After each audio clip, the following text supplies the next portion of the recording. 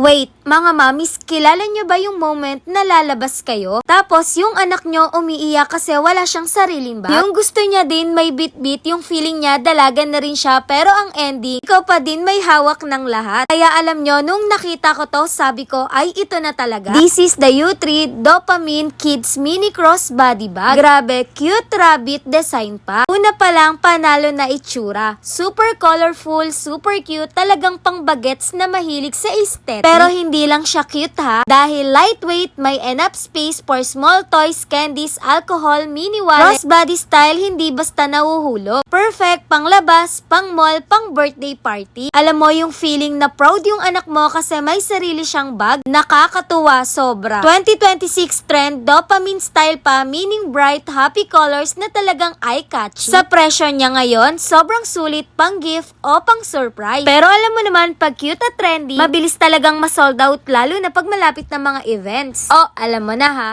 click the yellow basket. Yun lang, thanks for watching, bye-bye.